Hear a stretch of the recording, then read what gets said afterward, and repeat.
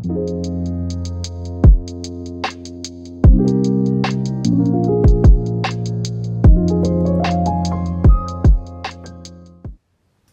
everybody, welcome back to the Pressing Matters. I'm Scott. Thank you for tuning in today and thank you for your support. Well, the wait is finally over. The new Analogue Productions Atlantic 75 series release of Genesis, A Trick of the Tail, is here. It's been in the house for about a week.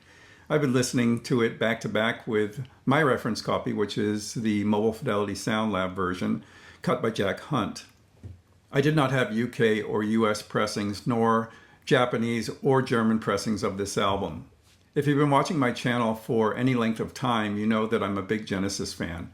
I've covered all the releases in the Analogue Productions Atlantic 75 series so far. They were the brilliant Selling England by the Pound, a wonderful release to start the series off, just incredible. They followed that with the elaborate presentation of The Lamb Lies Down on Broadway, and that was a stunner as well. Just recently we got Nursery Crime, which I reviewed just recently, and now we have Trick of the Tail. This was the one that I was really waiting for. When the series was announced, it's the first one I hit buy for, because since the Mobile Fidelity Sound Lab version, it has never received an audiophile remastering.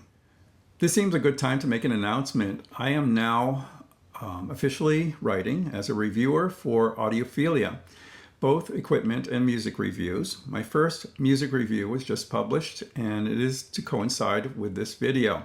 It is for Genesis, A Trick of the Tail, and I go into great detail in the written review that I will not be able to go into here. It would just take too long. I want to send a thank you to Anthony Kershaw of Audiophilia for believing in me and giving me the chance to exercise my writing skills. So the copy I've been listening to for 40 years is this one. This is the Mobile Fidelity Sound Lab version. It was cut by Jack Hunt from the original master tape. It's pressed on JVC Super Vinyl. And that's really important for this record. You want to have quiet surfaces, and it needs to be perfectly centered. And this record wins on both of those counts. This pressing is characterized by a lush atmosphere. Jack Hunt cut this record in a way that doesn't emphasize detail. It's not one of those Mobile Fidelities that is really boosted on top and, well, boosted on the bottom. It is a little boosted on the bottom, I have to admit. The bass on this particular cut is very deep. Some would say it's a little uncontrolled. I say it's fun to listen to, especially on the opening of Dance on a Volcano and Squonk, where you have those deep bass pedals. It's really fun to listen to. I've always enjoyed it. It still sounds great. It sounded great on every cut, on every system change that I've made, and I love having the Mobile Fidelity Sound Lab version. It's all I've known for 40 years.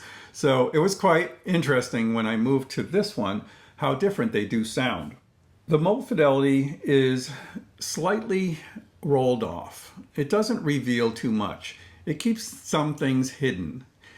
Some may say that's not a good thing. I say it works. I think it works in its way to keep a sense of mystery about it, a little bit more atmosphere, a little bit more lush feeling. And it really works for this, especially in the delicate cuts, like Entangled. This is a beautiful jewel-like song that has intertwining guitars, 12-string guitars, and acoustic music. And it's just lovely the way it sounds on this pressing.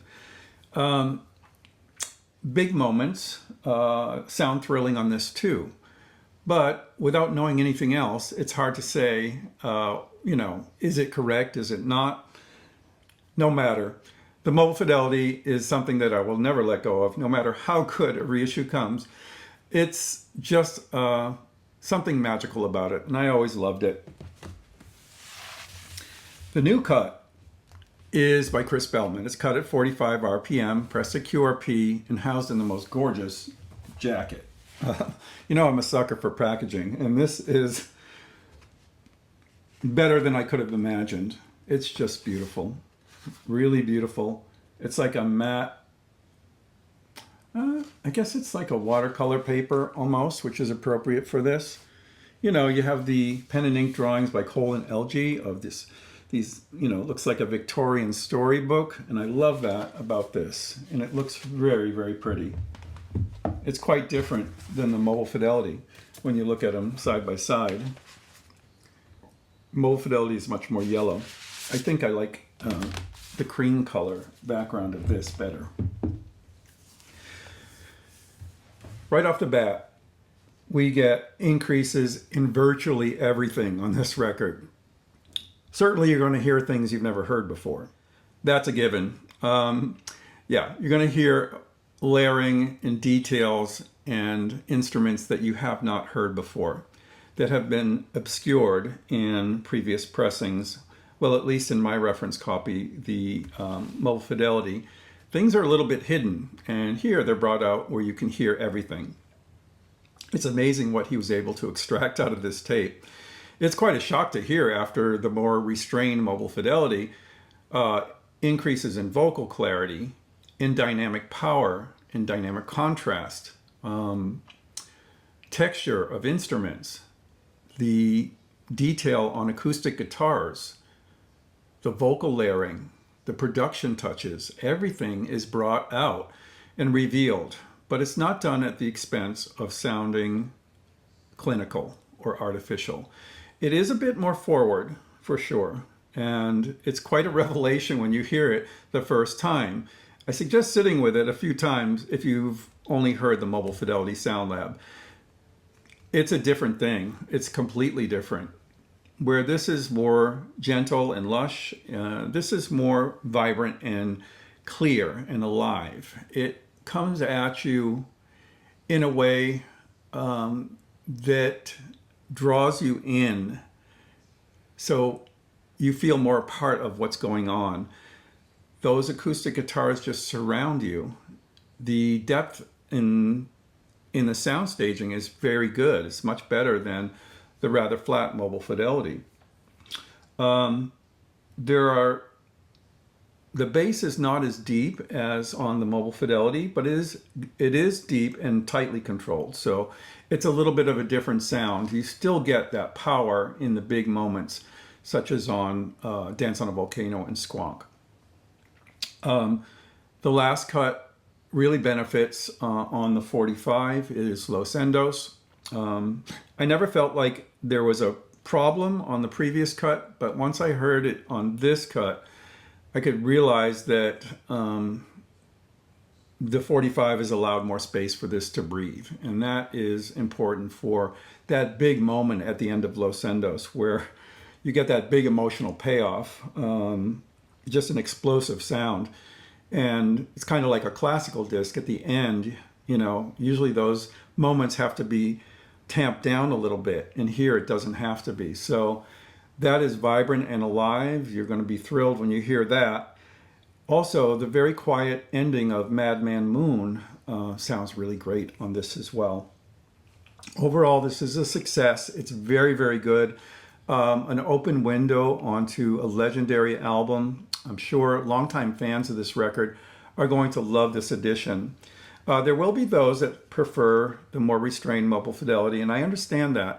I'm glad to have both, honestly. There are two different views of the same subject, and both are equally valid. One is for more people that want more detail and more sparkle and more of everything, and that is this one. The Mobile Fidelity is a little gentler listen and more restrained, and holds back a few of its secrets. And I think that's the special thing about the Mobile Fidelity. But overall, this is a stunning success. A very, very good pressing and mastering, and the jacket is just wonderful. So those are my thoughts on A Trick of the Tail. Let me know what you think in the comments, and please check out that review. I'll leave a link for it below. Thanks, and see you next time.